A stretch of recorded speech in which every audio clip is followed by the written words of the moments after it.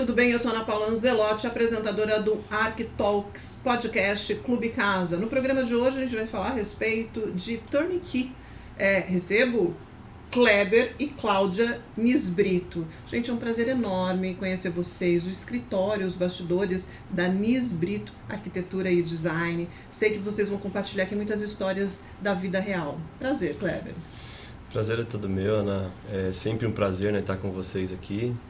A convite também do clube, né? E partilhar um pouco a experiência, né, do nosso escritório, tudo aquilo que a gente vive. E tem bastante coisa pra gente falar. Cláudia! Olá, tudo Ana, bem? tudo bem, meu amor, e você? Tudo jóia. A Cláudia sempre tá com a gente, né, nos bastidores. Nos bastidores. Hoje sempre. a gente botou você aqui no palco. É isso aí. Estou um pouquinho, né, ansiosa, Nervosa? nervosinha, mas vai dar tudo certo. Tenho certeza disso. A Cláudia, ela é brilhante, gente. Ela, no escritório, né, eles dividem bem ali as funções e ela é a parte da criação dos projetos. Ela é impecável, eu falo isso, que eu posso falar isso, porque afinal de contas eu visito aí pelo menos 70% dos projetos deles. É isso aí. Porque além de tudo, né, além deles serem, poxa, super gente boa, adoro esse casal, eles são clientes assíduos, né, eles adoram resgatar, eles adoram me prestigiar, e hoje eu fiz esse convite especial para estar aqui me contando as novidades da Nisbrito. Só para eu entender, quanto tempo de história, de fundação do escritório, Kleber?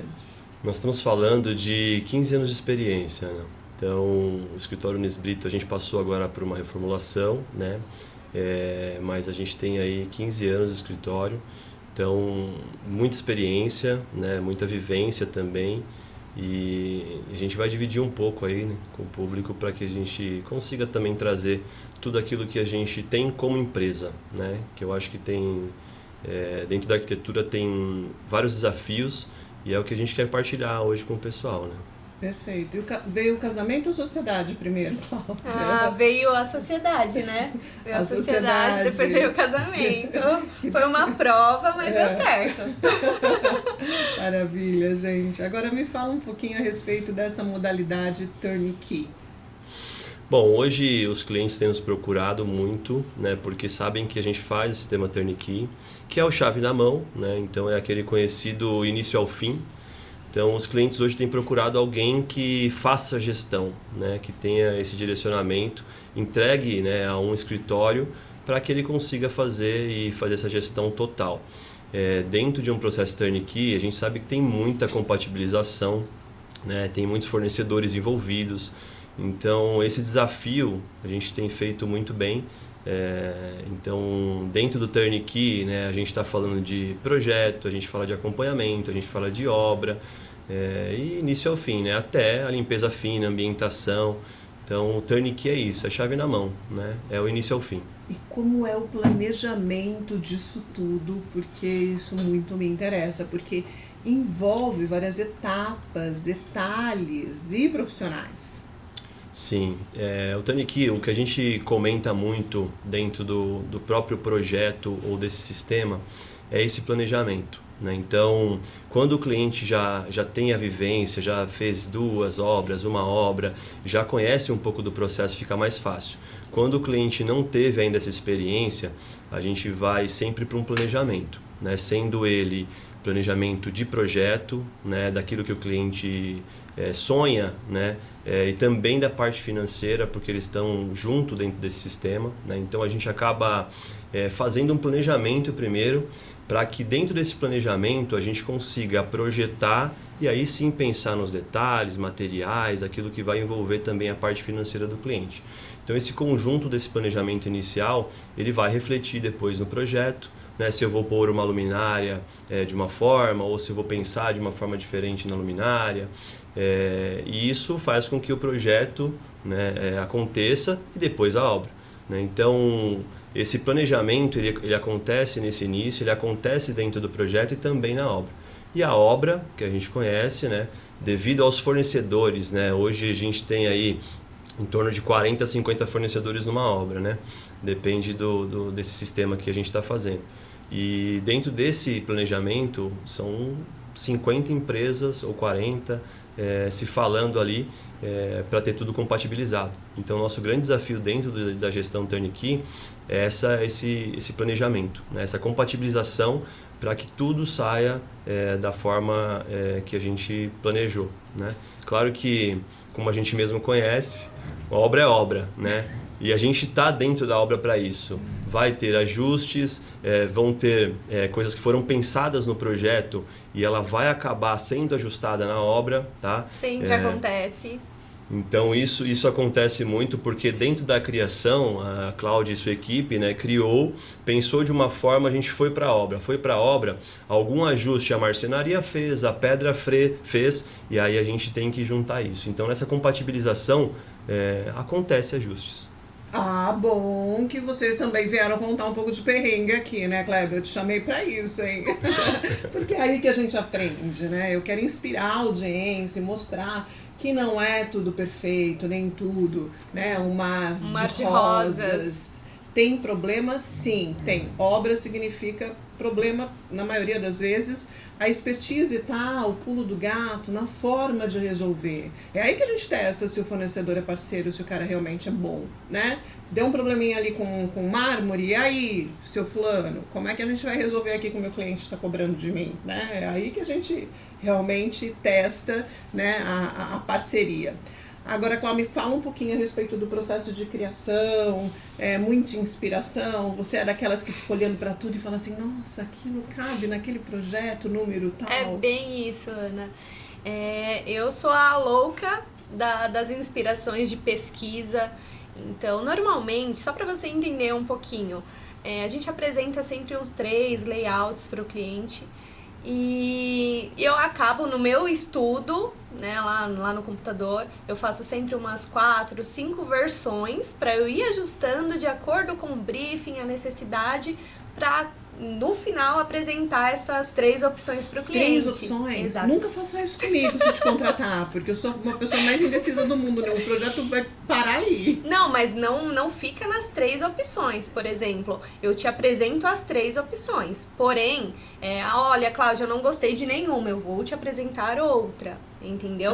E eu faço a junção, eu gostei dessa sala, eu gostei desse quarto, eu faço a junção, isso. Aí o que a gente chama de refação no vídeo, Exato. né? Eu te mostro um vídeo, não gostou, a gente faz uma refação. Exatamente isso. Okay. Exatamente. E aí a gente chega no projeto ideal, né? Os nossos clientes ficam muito felizes, né, com o resultado, e acho que é isso. Então é muita inspiração. Na primeira, porque geralmente eu acho que o primeiro é o melhor. Pelo menos para você. A primeira opção. Sempre a gente dá uma preferência para um dos layouts, né? E o primeiro sempre é o que a gente pensa mais, trabalha mais nos detalhes, né? Porque os nossos projetos, para quem ainda não conhece, mas vai conhecer a partir de agora, eles são ricos em detalhes. Né? É uma marcenaria, os marceneiros eles me odeiam, porque eu adoro uma marcenaria com canto arredondado, então é um friso, vem um perfil diferente, então eu vou buscando muitas inspirações nesse sentido, né? Sim. E que acaba enriquecendo o projeto, né? Sem dúvida, isso é ótimo, eu vejo, né, de uma forma super boa, mas às vezes também tem aquela alteração que o cliente colocou a marquinha dele, né? Mas é difícil disso acontecer porque vocês também fazem um briefing bem elaborado, né? Tem que entrar muito na vida íntima do cliente. Tem sim. A gente procura entender a necessidade do cliente, né? Juntando com a funcionalidade daquele local, daquele ambiente, né? E juntando também com todas essas inspirações que eu acabei de falar, com todas as pesquisas, então a gente vai fazendo essa junção. É um processo muito moroso e detalhista, né? Exato, que demanda de muita informação, né? Então essa junção eu levo um tempo para processar e colocar isso dentro do projeto. Né? Então, acho que acaba agregando bastante. E já aconteceu de você apresentar algo no projeto que você descobriu do teu cliente, mas algo que nem ele mesmo saiba? Assim, ele falou assim, nossa, eu realmente, tipo assim, o cara é o louco do celular. Você vê que ele fica o tempo inteiro. Então, uma pessoa que fica o tempo inteiro no celular, obviamente, precisa de uma tomadinha ali para carregar. Então, você especificou porque você percebeu aquele microacordo, né, que você faz mentalmente com ele. Sim, Eu vou te sim. surpreender.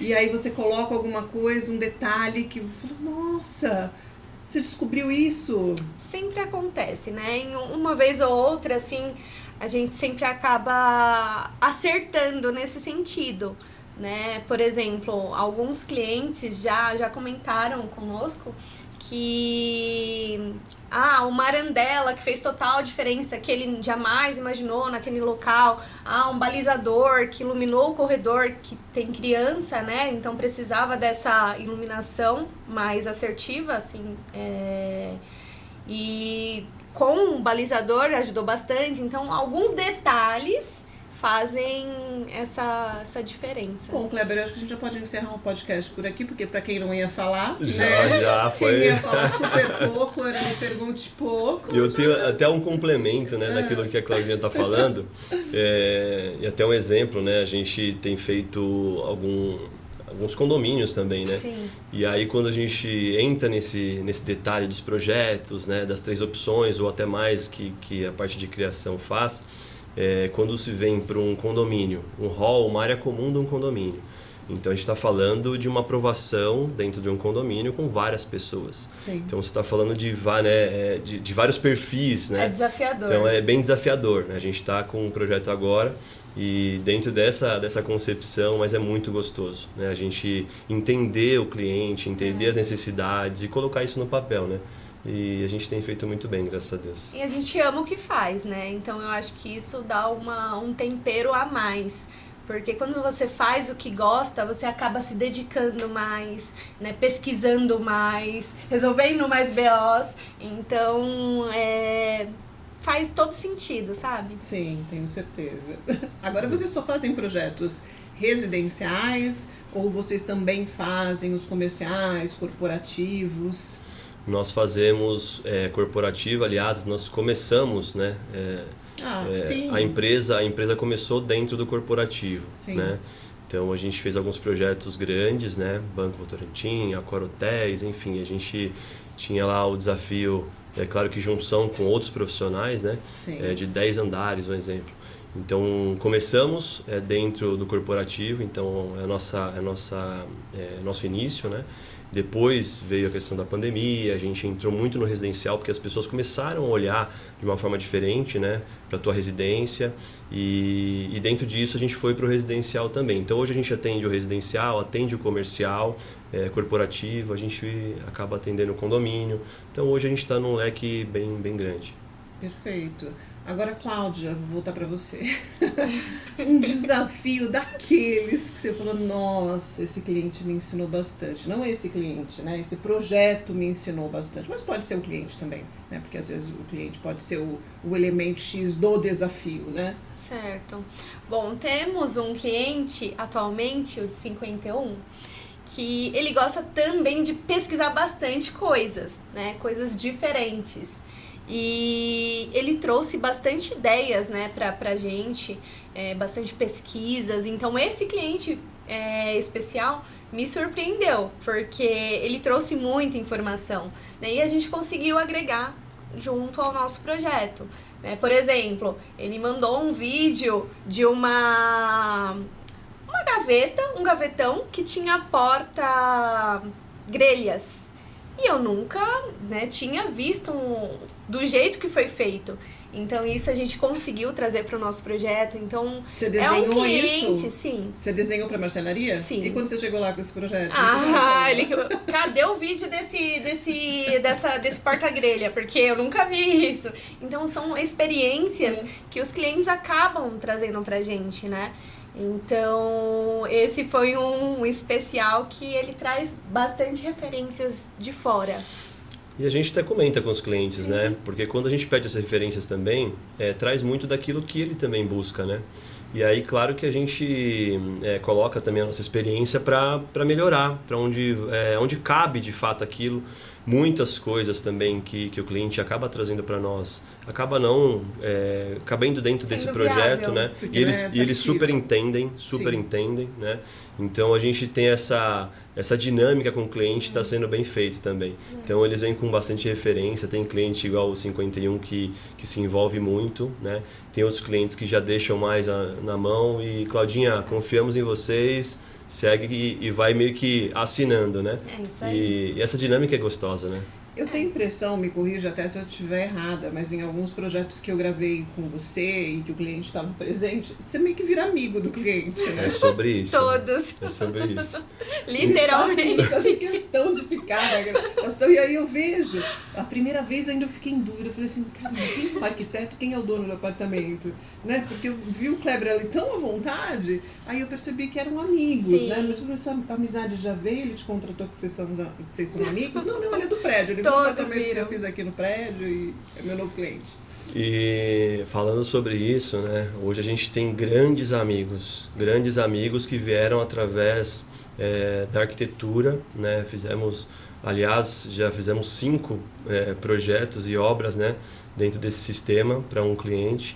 E a gente virou super amigo mesmo, assim, de ir na casa, de estar no final de vinho, semana, de né? dividir coisas pessoais, porque você acaba, né, tendo aquela ligação muito grande com o cliente, né? Você sabe como é que funciona a família, você sabe como funciona o cofre, por exemplo, da família. Então você entra em algumas particularidades da Sim, família é íntimo. que é muito, muito íntimo, né? Então, graças a Deus, assim, a gente tem vários amigos que vieram através da arquitetura e do design. Agora, falando de mercado, você acredita que existe uma concorrência latente, né, no mercado de arquitetura entre os profissionais? Existe e eu sempre falo que é uma concorrência positiva, né? Tem alguns clientes, inclusive, que quando a gente precifica, quando a gente passa a nossa metodologia, tem até clientes que colocam na mesa, né, em relação a valores e tudo mais.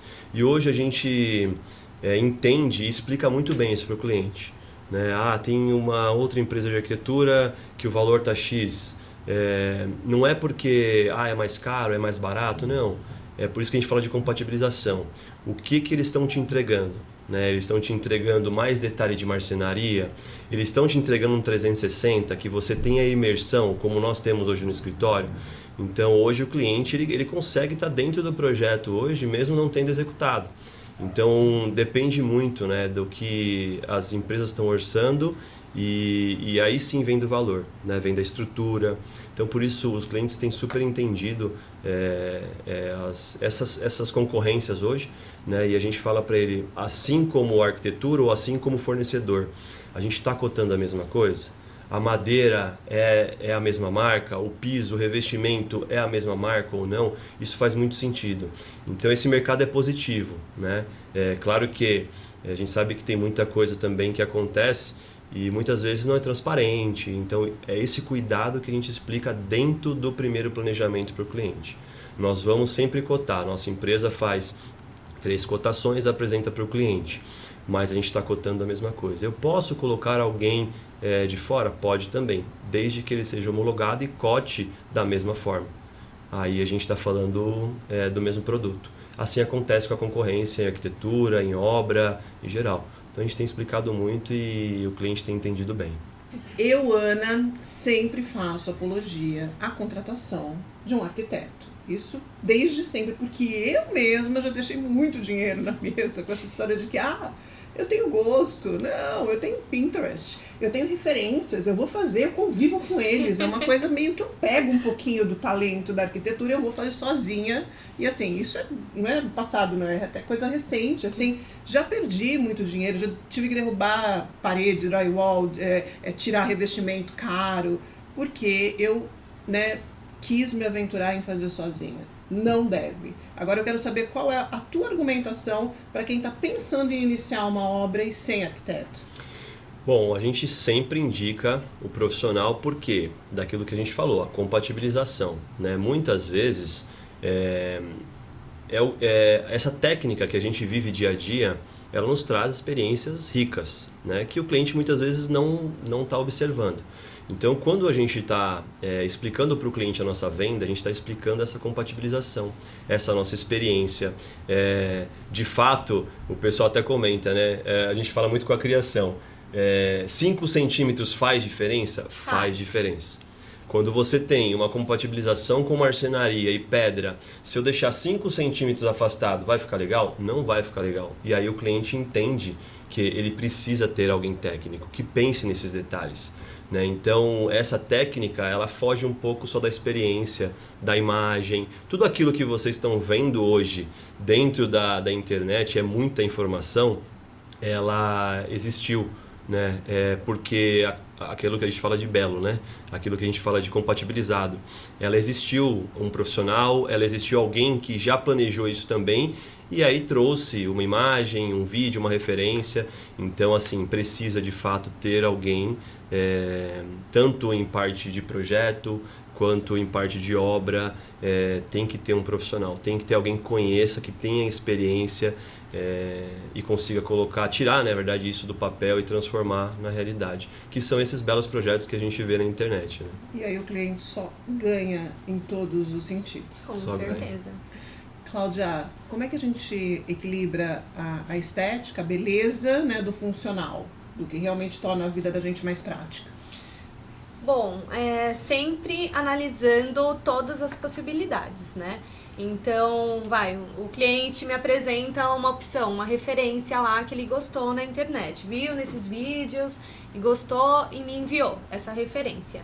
Eu tenho que analisar, né, se de fato ela vai agregar, como nós já falamos aqui, se de fato ela vai agregar no projeto, e de que forma que ela vai atender a necessidade do cliente para que a gente consiga transformá-la na parte estética para fazer a junção no projeto, né? Então, a gente tem que analisar bastante, porque é que nem o Kleber falou, os clientes trazem muita informação que muitas vezes não são viáveis.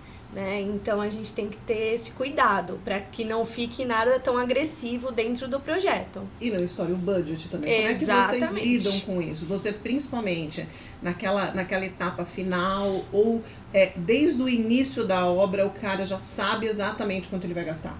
Então, a nossa empresa, ela faz um trabalho, né, que o Kleber, depois ele pode explicar melhor, sobre uma planilha de custos estimados, né? Então, o cliente, quando a gente apresenta isso para o cliente, ele já sabe mais ou menos quanto que ele vai gastar na iluminação da casa dele, né? Então, ele já tem uma prévia. Então, na criação, eu vou seguindo bastante, assim, né, nessa risca. Olha, eu não posso ultrapassar, não posso comprar um lustre de, sei lá, 15 mil reais. O cliente tem um budget lá de 10 mil para essa luminária, para esse pendente. Então, eu vou dentro dessas regrinhas, né? Pra gente não estourar o budget. Então, vamos falar de dinheirinha, que muito me interessa a nossa audiência também. Porque tem muita gente que quer dar um up na casa, quer fazer um projeto bacana, né? Mas fica pensando como é que funciona, porque as pessoas têm muito medo do tal do já que, né?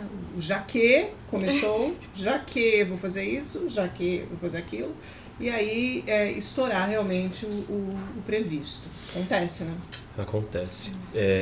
Graças a Deus, como a gente tem esse planejamento inicial, Ana, a gente tem essa planilha, né, que é a planilha de custos estimados, que a gente chama. E essa planilha ela traz todos os itens que nós precisamos para o projeto e os seus custos. Então isso já prepara o cliente. Então essa fase dessa planilha, a gente já vai mostrar para o cliente ali se ele consegue atingir o projeto 100% ou não. Ou se a gente precisa voltar para a arquitetura, revisar alguma coisa para que a gente consiga atingir o budget do cliente. Então, assim, graças a Deus a gente não teve problema em relação a essa finalização, porque os clientes sabem quanto eles vão ganhar, ou vão gastar, desculpa. Então, isso fica muito claro do começo ao fim. Feito a planilha, o cliente validando essa planilha, a gente trabalha com o valor estimado ali e é tranquilo. Dentro do processo, pode fugir esse custo estimado? Claro que pode. Teve cliente que a gente programou de colocar, por exemplo, a parte de iluminação, e ele em visita em loja acabou optando por outra opção, né? Uma opção mais cara. Como que vocês agem nesse momento? A gente lembra o cliente que a gente tem essa planilha de custos estimados e que foi previsto aquele lustre. Se ele trocou e está indo para um valor mais alto, a gente tem essa diferença. E assim, super tranquilo. O cliente está ciente, está com a informação, validou e a gente continua o processo. E como você avalia hoje os diferenciais mais importantes da Anis Brito? Bom, o comprometimento, eu acho que é um ponto diferenciado da nossa empresa. Os nossos clientes falam sobre isso, né? Porque a gente acaba tendo um contrato com o cliente, a gente até brinca, né? A gente acaba tendo um contrato com o cliente e a gente vai sempre além do contrato. Porque a gente sempre está em cima. Claro que a excelência ela é desafiadora, né? Vai ser muito difícil a gente chegar no 100%. Mas a gente luta muito por isso. E os clientes reconhecem, né? Então, quando a gente fala desse comprometimento, e aí ele vira técnico, ele vira da equipe de arquitetura, ele vira do administrativo, a empresa é muito comprometida com aquilo que a gente faz. E a gente sabe que a gente está mexendo com o sonho do cliente. A gente sabe que existe clientes que já teve essa experiência e estão melhorando, né, o bem-estar com uma reforma. Assim como a gente sabe que tem cliente que está investindo aquele dinheiro que ele está guardando há anos e ele vai dar esse bem-estar para a família dele. E esse sonho, toda a equipe Anis Brito tem isso muito dentro de cada um, desse sonho que a gente partilha, né? Então isso é um grande diferencial da nossa empresa. E aí vem transparência, aí vem técnica, vem algumas outras coisas que agregam isso, mas o comprometimento com o sonho do cliente é o que diferencia a nossa empresa. Que maravilha. Algo a acrescentar, Cláudia? Todo mundo veste a camisa da empresa, tá tudo certo. A equipe, né, sempre nos apoia. Temos uma bela equipe, né, que vem nos ajudando. É isso. Eu agradeço muito a equipe. Um beijo pra equipe, né?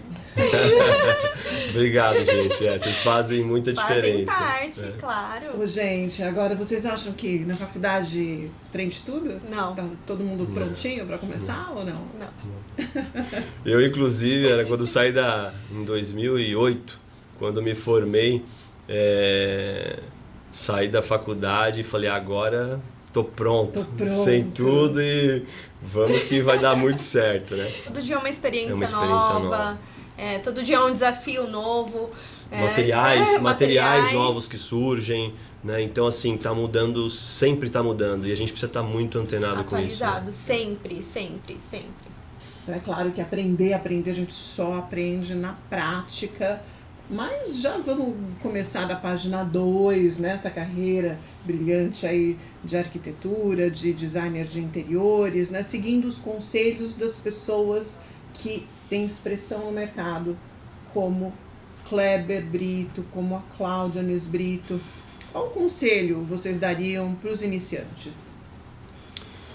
Bom, isso falando das pessoas que estão na área, né? Sim.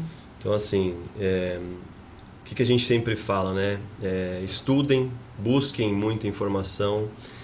Uma coisa que eu não fiz e eu falo muito pro pessoal, vivam projeto, vivam obras, né? Isso vai ser um diferencial. Eu não fiz estágio na época. E é muito importante. E assim, faz um diferencial enorme, porque você está com o pé na obra, você está no escritório, você está numa mesa de criação. Isso é um diferencial que todo mundo que está iniciando precisa, né? Todo mundo precisa ter essa vivência para que consiga entender, né, de todos esses detalhes que a gente está falando. É muito detalhe, gente. Então isso vale muito a pena. E agora, para finalizar, a gente já está caminhando para o fim. Qual dica você daria, né, para a pessoa que, poxa, vou construir ou vou reformar? Então, o teu futuro cliente, Kleber? Bom, se planeje, né? É o que a gente estava falando desde o início. o planejamento ele vai fazer muita diferença. O pessoal até brinca, né, e fala de tempo, né?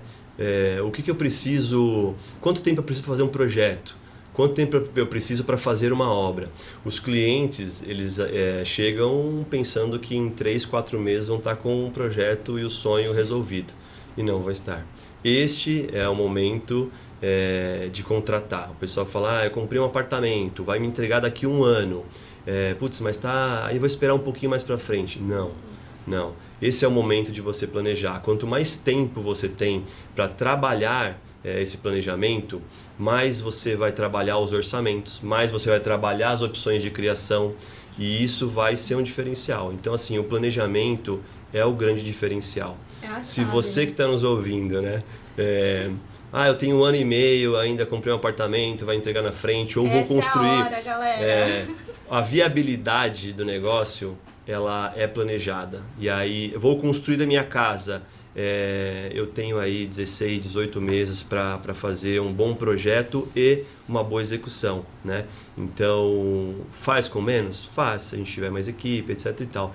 Mas essa linha que a gente chama de linha contínua, né, dentro da arquitetura, ela precisa correr legal. E acho que é um diferencial. O planejamento, ele acaba sendo um diferencial em criação, em custos e no geral, né?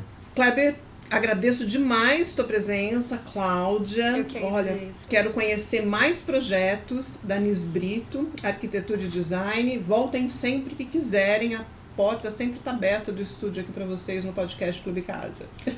Obrigada, Ana, obrigada pela oportunidade, obrigada pelo convite, né? E eu tenho certeza que você vai visitar muitas obras da gente, viu? Agradecer, né, Ana, mais uma vez a você, a toda a equipe, né, ao Clube Casa, são parceiros nossos, né, e a gente preza muito essa parceria porque sabe também da qualidade que vocês entregam e é o que a gente sempre busca. Então, só agradecimento a vocês. Muito obrigada, gente. Voltem sempre. Este foi o nosso Arq Talks com Nis Brito, Arquitetura e Design. Espero que tenha gostado. Até a próxima.